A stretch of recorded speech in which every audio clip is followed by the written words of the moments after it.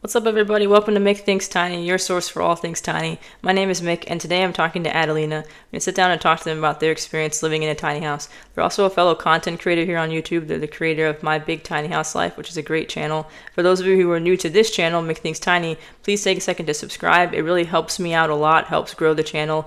It helps build up the community, which is what we're all about here on Make Things Tiny. Also tap notification bell so you find out when I drop new videos. I drop new videos every week. All right, so without saying too much more, let's jump right into the conversation.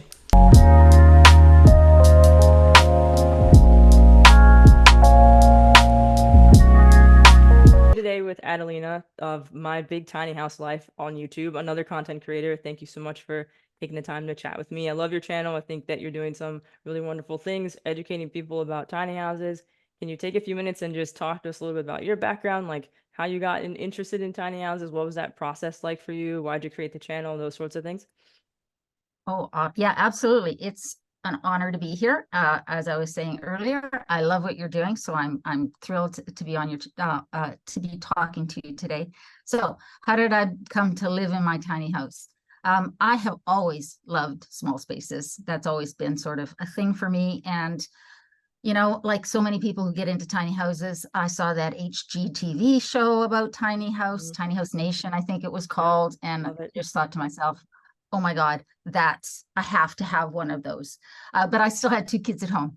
And so I had to wait until they left. And I joke that I thought I'd have to sell my condo to get my oldest out of my basement because he was in no hurry to leave. But when they finally did, I made this a priority.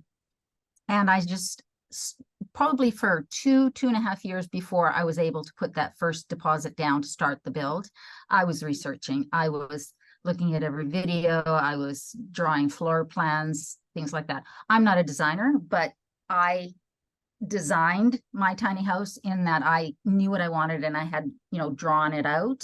But then I did what I think is the smart thing, and I went to a professional to have it actually, the floor plan done and the design built.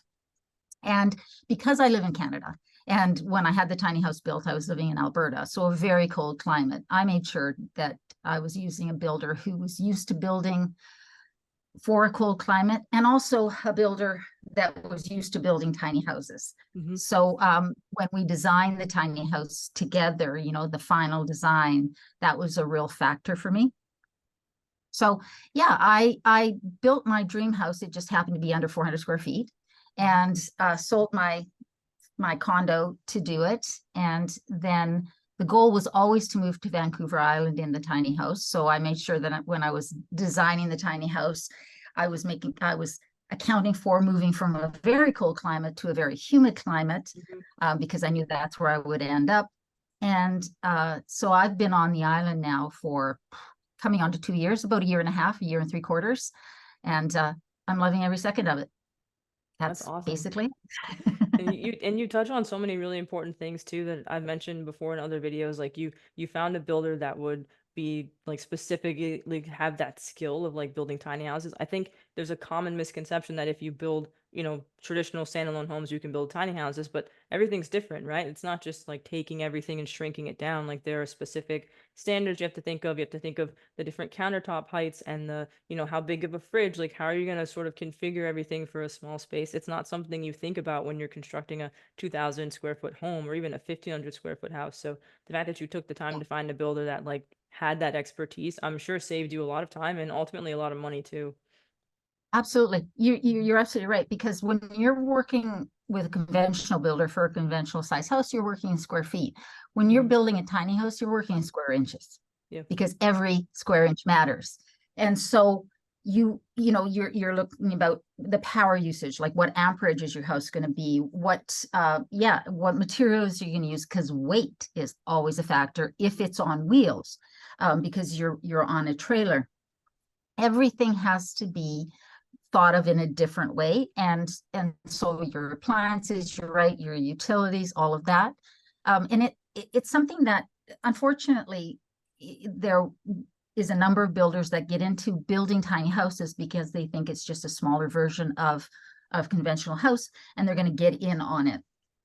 It's not the same. I would always recommend that somebody who's going to be uh, building their dream tiny house, that they interview multiple builders, that they make sure those builders have built multiple houses, and that they talk to people who have been living in that builder's house for multiple years, because you don't really know what somebody's building if this is the first time you've ever built a house. Like, I've never built a house before. I have no idea.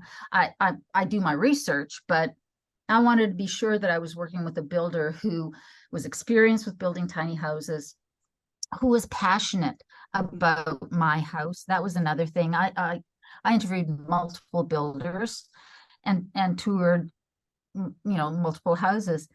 And there was a couple of builders that I really loved their houses, but they didn't seem at all excited about building my house. And this is the only house I'm building. And so I wanted a builder who was at least as excited as me, and my builder was. And so there's so many factors that go into it that you don't think about, and that are different than in a foundation built house. Yeah. I also think that like the tiny house community is just kind of different too. Like it's not the same as like your conventional sort of like buyer when you go to like buy a house. Like the beauty of being a tiny house owner is that you actually do get to be involved in the design in a different way than when you say, oh, I want to buy a house or I want to move. You're not necessarily going to get new construction. You're not necessarily going to build it from the ground up. So like you do have that opportunity to create something that is exactly the way you want it to be. But also the community is really different too. It's a very passionate community, but also for the most part, pretty knowledgeable community too. Like you're going to go to your builder with your ideas of what you want, and maybe some builders might not like that. Like they might find that a little bit off-putting because maybe they want to be able to just kind of like tell you what you're going to get as opposed to kind of like working with you. So to have a really passionate, knowledgeable client could be a little bit of a like, oh wow, like I have to kind of adjust this. So like it might not be everybody's sort of like cup of tea. So it is important to pick someone that is going to be okay with you having ideas and having a voice and like being really like passionate about what they're creating for you. Absolutely. And because you're working in such a small space, you want input into how the design is going to go, because I work from home. I'm a full-time teleworker, so I wanted to be sure when I was designing my tiny house that I was factoring in an office space that would allow me to have my files, that would allow me to have my computer set up, and wouldn't be in my living space, because the last thing I want to do is have my computer sitting on my countertop and then you're never done work. It's always there. So that was one of the reasons that I went 9.5 feet wide for my tiny house, because that allowed me to have this office space, this desk space, and a place for my printer and a place for my files that is separate. And working with a builder that would actually listen to that, and work that in is really important. The first iteration of our design, she had the desk at the back, right by where you would see it as soon as you walked into the house. That was not going to work for me. So, but she was very good at listening to me, and I came to her with some really clear ideas. I knew exactly what I wanted that was a non-negotiable, and what I was willing to compromise on. So I needed an office space that was dedicated and I could tuck away. I needed a big kitchen because I'm Portuguese. I like to cook and I want to feed everybody. And I wanted a bedroom that I could stand in to make my bed, because I am too old to crawl into a loft and make my bed on my hands and knees. Now I have a loft, but I just didn't want my bed in the loft. Other than that, I didn't care what size the bathroom was. I didn't care, about a lot of other things. Those things were important, but I was willing to be very flexible on those things. And I think that's important as well, is to come to your builder with some, be very clear about what is important and what is you'll be flexible on, because not everything can be a priority. No, that's true. And there's That's only huge. so much space. Yeah, no, that makes sense. And the standing thing, like what you just said just made me think about, I did a tour recently of a tiny house that's an Airbnb, and I was really like pleasantly surprised when I got to the second floor, because it's 400 square feet split across 2 levels, and there's this like little spiral staircase that goes up to the second floor, and I could stand up in that second floor with like room to spare. So it's probably like 6 feet for the ceilings, maybe it's a little Wow. bit more than 6 feet. And so like that's something that I think most people wouldn't think about. I think we all assume we'd have to kind of settle for maybe like something where it's like a little bit shorter, but you can get like enough space where you can actually like stand up in your bedroom. And then that makes you feel like, yes, my house is smaller technically, but it still does feel like I'm like going into my own like main bedroom, and it's like I'm not like ducking or like crawling. So there's definitely tons of options to think about when you're building it out. I was really happy to see that for an Airbnb in particular too. Yeah, and when you've decided that that's your priority, Mhm. then that's what you do. Was this Airbnb on a foundation? Yeah. Yeah. Yeah, yeah. So they could probably go a little taller. Like I Hmm. can only be 13.5 feet from ground Yep. level to the highest point of this house when the tires are on. Yep. So there's only so much. And now I have a drop axle, which gives me, quite a few more inches of Mhm. space inside. And again, that was a factor. Yep. And you need to do your research and sort of know your options, because a builder, especially a builder who's not experienced, might not tell you, oh, well, what about a drop axle trailer, right? I already knew I was going to have a drop axle trailer because, you know, there's only so much height. And again, I'm not sleeping in the loft. So if my kids come and I put the air mattress up there, they can crawl on their hands and knees because they're young. Yeah. No, that makes sense. So Can you explain what a drop axle trailer is for people that might be watching that don't know? yeah, in the least technical way. Yep. So normally on a regular axle trailer, the platform that your house is going to be built is going to sit on top of those tires, Hmm. and or inside of the tires, I guess, but then it would be quite a bit narrower. A drop axle allows you to build down, the axle drops down, but you're on top of the wheels and then down in between them and then on top. So you have more surface area to build in. Hmm. And there's just, because my kitchen is here, then the drop axle box, again, not technical, Yeah. is behind the cupboards. And on this side, it shows, but it's just alleged to put stuff on. But that extra, 7, 8 inches gives me 6'2" in the kitchen here, and Hmm. then over 4 feet in the loft to the peak, that That's I huge. wouldn't, yeah, it's so much more than I would have if I Hmm. didn't have that drop axle. And so it's just as sturdy. It just is a way of building the trailer. And the trailer's custom built for Hmm. tiny houses, which is important as well, because it's built for the weight of something like this. Now Yeah. she's heavy. She's heavier than she should be. But again, and that's one of the criticisms, the frustrations I had with the builder is that, I've never built one of these things, but when you're designing a tiny house and you're the person ordering the materials and understanding what the weight of that might be, um, it should be factored into what kind of trailer gets ordered. And it's a triple axle, so it's 3 wheels on either side. Um, and but it still was almost at weight capacity when I got it, Hmm. and that was without my stuff in it. Now there's not a lot of furniture in here; most of it's built in. Hmm. But that's a little frustrating because it was overweight when I moved it the first time. I That didn't makes sense. realize it until we took it to the weigh scale. Oh man. Yeah, no, I feel like there's so many things that you learn in the process. What would you say was like your biggest challenge that you faced in the process from like, start to finish, or even like moving it, over to Vancouver Yeah, Island where you're at now? yeah.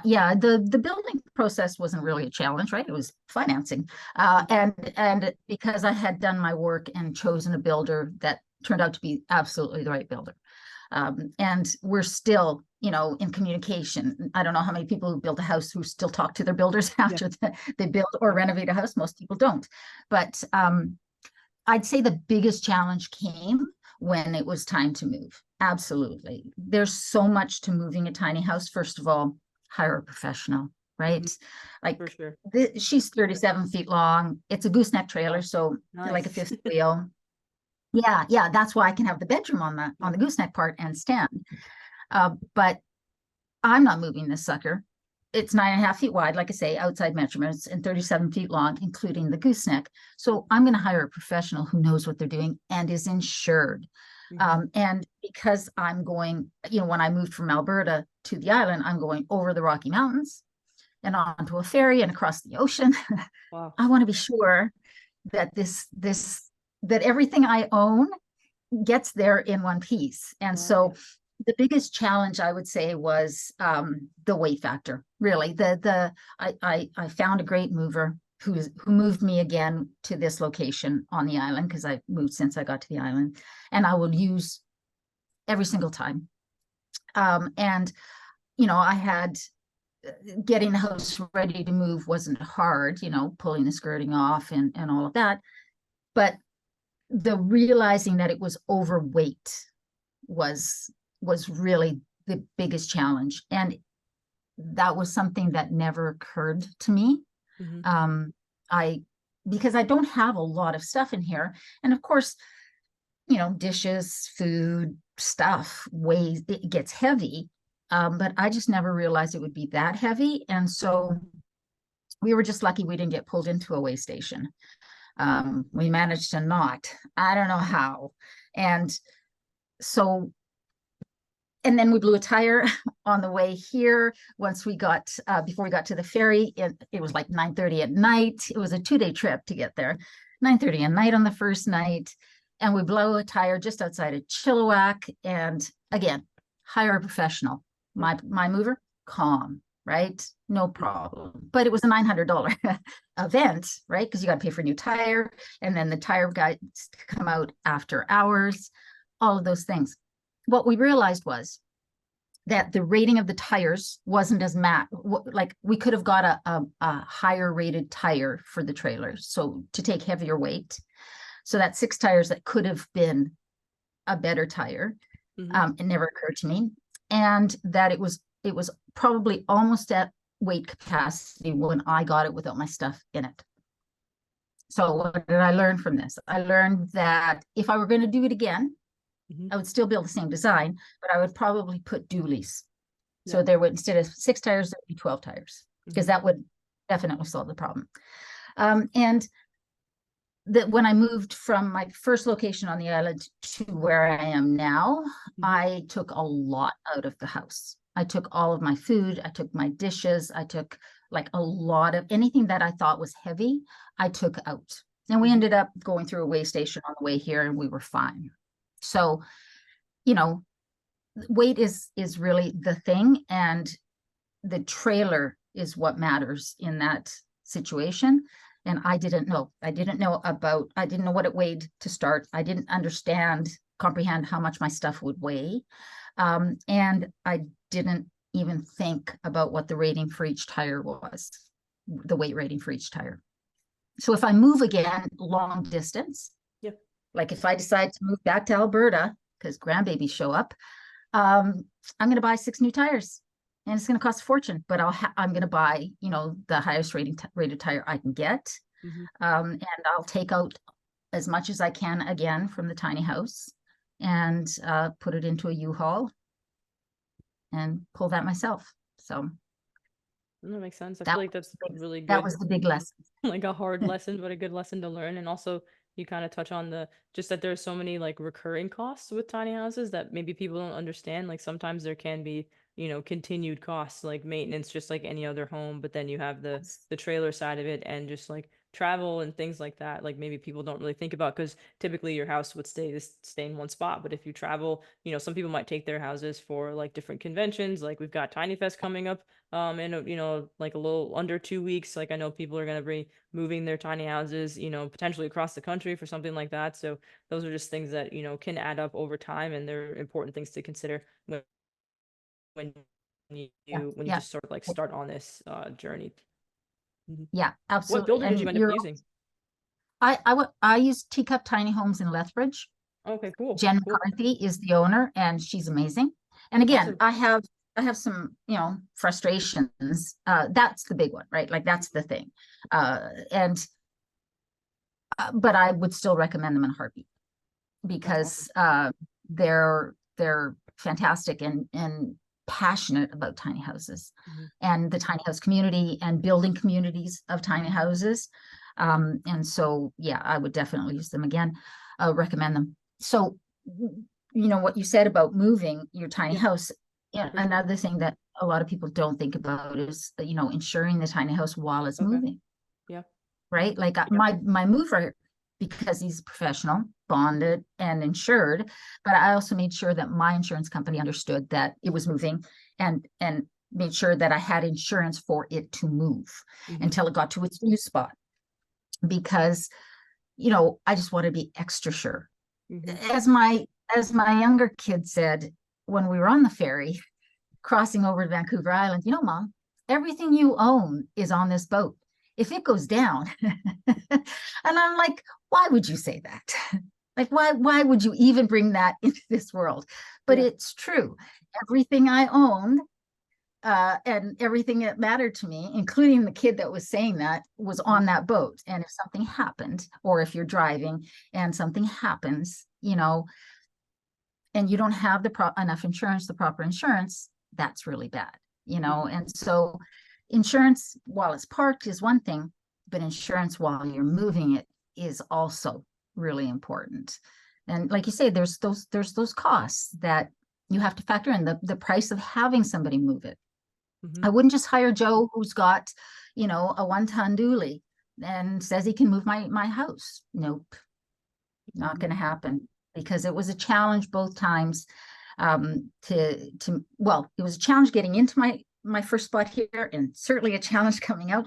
I have a really good video on that one, and I swear I lost about 10 years off of my life on that day. But again, he stayed calm and in charge, and because my mover was so confident and calm, I could be less less stressed out and confident that no matter what, like he said, no matter what, but tonight you'll be in your new spot, everything will be fine, like it's all going to be okay. And that's what you get when you hire a professional. Mhm.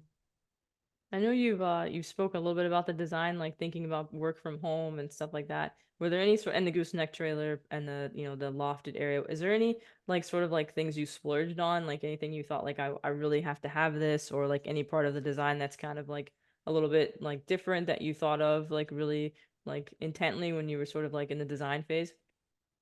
Yeah, well, I mean, other than going with the gooseneck, because gooseneck trailers are more expensive, Mm-hmm. and going that extra foot wide Mm-hmm. made a big difference to allow me to have a bigger kitchen space and this space. But it also allowed me to have all the storage that's over on this side where my printer is, but also an extra pantry. I have a lot of food in this house. You'd think 5 people lived here. But I would also say that I splurged on windows. Like, I didn't go with a granite countertop or anything like that. Why would I add that much weight to a Yeah. tiny house? But I have a lot of windows in here, and most of them open. And that was really important to me, because when you're in a small space and you've only got a couple windows, you're going to feel, or I would feel, very claustrophobic. Mm-hmm.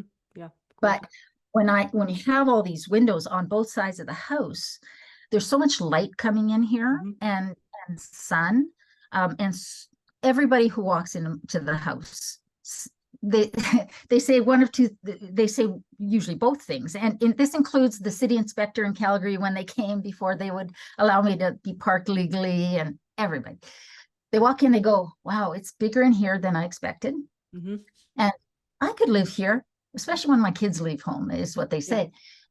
And I will credit that to having the lofted ceiling in the living room right when you walk in, versus, and because the or vaulted ceiling, that's the right word, because the loft is above the kitchen, but also to the number of windows that I have, because you can see through the tiny house and there's so much light coming into the tiny house. So you always feel that it feels open. And I would say that that was a really good investment, Mm-hmm. is the having that many windows in the tiny house. So that's the sort of built-in, the thing that I sort of splurged on. Mm-hmm. And then, you know after. I think my idea of making the space under the gooseneck a shed that Mhm. locks was quite a good idea, if I do Very say cool. so myself. It does sound like a very Because good idea. it is a good idea because the space is there. And so I had the skirting done and I sourced the same siding, so it all looks like, it's all cohesive. I had a carpenter handyman friend build that space and give me a door that locks. And there's a little window in there as well. And so it gives me a place to put so much, my bike and my tools and my garbage cans, just store stuff. Hmm. Because again, every square inch matters, and that space there should be utilized, and having it secure was really good. And it was built in panels that I could then take apart and move here and then reassemble. So that was money well spent. No, it sounds like it. That's really great too. I think that's good advice for people to think about when they're designing. Like storage is everything, right? Like you can't go back and like add storage after the fact. So being creative in a No, small space is key, but storage is huge because you never know how many things you're gonna have and you just want to make sure you're on the safe side. So creating that storage space underneath, I mean, that's a brilliant idea. I think that's great. So that's yeah, a good one. yeah. And like you said, you can't build it after it, No. I'll talk to people who say, well, I don't want a loft in my tiny house because I'm Hmm. going to have a bedroom on the main floor and stuff. And I'm like, yeah, you know, but if you put it in, then it's there because you can't add it after. Well, Hmm. not easily. And having a loft for storage is really nice, even if you Yep. don't use it as bedroom. Just it's there, and so I can store stuff up there, and you have more stuff than you think. And yeah, you pare down to move into a tiny house, and you tell yourself, "I am going to be a minimalist." I call myself a minimalist in training, and apparently the training is not going well. I still end up with way more stuff than I need. So it's a constant sort of process of getting rid of stuff, but there's certain things you do need, and having the loft even is just a smart thing to put in, even if you're not going to use it. But again, yeah, it is a cost to put in. But yeah, storage and everything, the storage steps that I have, just every little thing. The my bed lifts up and there's storage underneath. Hmm. You can never have too much storage in a tiny house. Hmm. Yeah, for sure. And I've seen some really cool stuff on Instagram, some builders doing like some really cool things with storage too, like under beds and with the staircases too. So that Mhm. makes a lot of sense. I really like that. I think it sounds like it's like a fun thing too to just sort of think outside the box, um, without being too sort of like yeah, with like not like coming with a pun, but yeah, like I feel like that's like a really cool part of being, coming up with that process and just starting out too.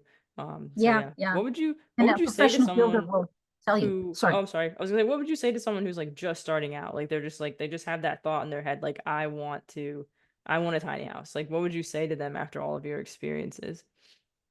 Well, a couple of things. The first thing being, do your research. Hmm. Do your research, and like I said earlier, interview multiple builders, walk through their houses, and talk to people who've lived in their houses. So that's really important. And number two would be decide on what your budget is, but understand that tiny houses aren't necessarily cheaper Yep. or cheap. So many of the houses you see on the YouTube is, there are these, the thumbnail say, person built tiny house for $25,000, Yeah. and is living their life, their dream life. Sure, but they built a 20-foot tiny house, 8 foot by Hmm. 20 foot. They Hmm. built it with reclaimed materials. They Hmm. built it themselves. Hmm. They're building it, on a trailer that they got from tearing apart an RV. This house is built to code. It's CSA and RVIA certified. So Hmm. again, do your research for your builder. Make sure your builder's got some qualifications, right? I knew that if I was going to park my tiny house legally, it had to be built to a code. Hmm. It had to be built by a professional to a code, which meant it was going to be more expensive because it has to be inspected at every stage. But it also means that you can't use reclaimed materials. I found a great door on Facebook Marketplace, this old wooden door with stained glass. And I sent a picture to my builder and she said, I can't put that in your house. It'll never get past the inspection. She says, you can put it in after, but I can't put it in the tiny house and deliver it to you with that. She couldn't use reclaimed windows. Everything had to be to code. And so if you're building it yourself, and you're using reclaimed materials, and you're never going to try and park it in a municipality or anywhere where it's going to need to pass some sort of an inspection, sure, you can build one cheap. But, and you know this because you've been in the industry, or you know the industry so well, the expensive part of a house are the kitchens and bathrooms. Mm-hmm. Not the living room, not the dining room, not the bedrooms per se. They take money to build, but it's the kitchen in particular, because of all the cabinets and the appliances and stuff. You still have a kitchen and a bathroom in a tiny house. Mm-hmm. Only one bathroom, usually. I've never seen a tiny house with two, but it's expensive. And the cabinets in here are custom built because they have to be custom built. Yep. For the space. So you still have the expensive areas of in a tiny house, mm-hmm. Maybe a smaller footprint of them, and materials are expensive. They're not getting any cheaper. And if you're going with a builder who is, building to a code, then that's going to be more expensive. So if you've done, if I was when I talk to people, I say, like, do your research and understand why they cost what they cost, and then decide what your budget is. Mm-hmm. And work within it, right? But allow yourself, that an understanding that there might be some things you want that will take you a little higher. Like I had set my budget for a certain amount, and then I decided to put in more windows, and I decided to go a foot wider, mm-hmm. and actually a foot longer as well, because I wanted a little bit bigger of a living room. But I knew I was only building one house, yep. And so I decided it was worth it, because I couldn't add those things in after. Mm-hmm. But I didn't go crazy. I still stayed, I had this range, and I stayed in that range. But I was willing to add a little bit more for the things that would really matter. And I'm really glad I did. Yeah. That's really good advice too. I appreciate you saying that. Also, because you're thinking long term too. It's not like a short term thing. You're not like living in it for 6 months or a year. So I think you can be a little bit more flexible with your budget. Even if it ends up being a little bit more than what you wanted, it's still a lot less than $500,000, which is kind of like the going rate for houses in the US, or $1 million, which is the going rate for houses down here where I'm at in Southern California. So you have to think about it in terms of that. It's still an investment, and it's worth it to spend an extra 10 or even 15 grand, just to make sure that it's exactly the way that you want it. So I think that's really great advice for people too. Yeah, there's a lot of criticism, you see on, these online forums about tiny houses being expensive, and that's not what they were meant to be. They were meant to be an alternative for people who either didn't want to or couldn't afford a conventional house. Yep. And that's still what they are. Yeah, because unless you're living in a very small town somewhere, even in Canada, you're not getting a house for $150,000. No. Yeah. And that's Canadian dollars, right? That would probably be what, $5 in US? I don't know. But you're just not, right? Like, sure, maybe some small town in Saskatchewan or Manitoba, you might be able, but that's not what these are. And when I look at my oldest is 30, and I can't imagine when or if he'd ever be able to afford a house. Like, it's just insane now what the prices of them are in any city in Canada, and like you said, in the US as well, and all over the world. And also, there's a lot of people that don't want a great big house. Mm-hmm. They don't want the big mortgage. They don't want all the property taxes and the utilities that come with a big house. And they don't want to be tied to one place. And I look at my son's generation, and I see a whole generation that values experiences over stuff in a lot of ways. Yep. I'm generalizing, obviously. Mm-hmm. And so there's a real place for it, for them, for that generation when they're younger. And a lot of tiny houses are also really popular with older, people of a certain age who've downsized from that big house and that big Mhm. mortgage and all that, and they don't want to go back to that, and they just want a small space where Yeah. they can be very comfortable and have an outdoor space and potentially move the house if they want to or need to.